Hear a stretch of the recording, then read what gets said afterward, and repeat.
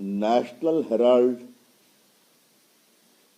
के भ्रष्टाचार और मनी लॉन्ड्रिंग के केस में एक नए एफआईआर को लेकर कांग्रेस पार्टी ने बहुत तीखी प्रतिक्रिया दी है कि सब कुछ झूठ है और फंसाने के लिए किया जा रहा है। ये बहुत ही बेबुनियाद और झूठ के आधार पर बताया गया कमेंट है। देश को आज बताना जरूरी है कि ये केस क्या है। ये पूरा मामला नरेंद्र मोदी की सरकार के आने के पहले का है।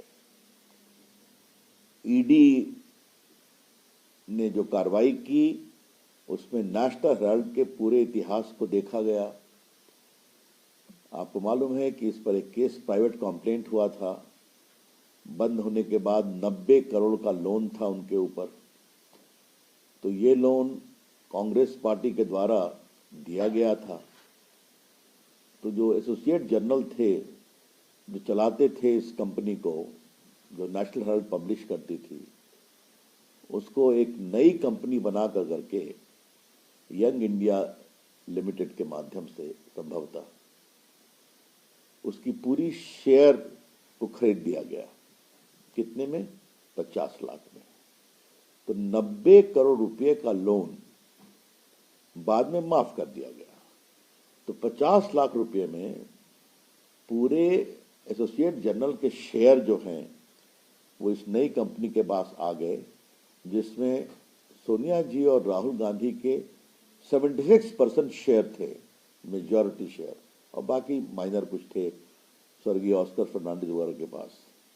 इसका फायदा क्या हुआ उनको? लाभ क्या हुआ कि नेशनल हेराल्ड की जितनी बड़ी बड़ी संपत्तियां हैं जो सरकार के द्वारा जमीन पर बनाई गई हैं, जहां से सैकड़ों करोड़ किराया मिलता है, दिल्ली में बहादुर शाह जफर मार्ग पर, मुंबई में, लखनऊ में, भोपाल में, चंडीगढ़ में, पटना में, ये सभी जमीनें कांग्रेस सरकार ने दी थी। सरकारी जमीन सस्ते भाव पर, उस पर बड़ी बड़ी बिल्डिंग बन गई।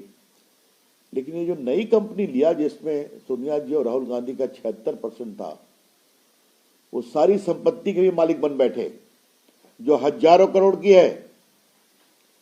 तो सिर्फ 90 करोड़ के लोन पर 50 लाख रुपया देकर पूरे एसोसिएट जर्नल को की शेयर होल्डिंग को अपने नई कंपनी में डाल देना और उसके माध्यम से पूरे देश में जितने भी बिल्डिंग्स थी वो सबके भी मालिकाना हक प्राप्त कर लिया।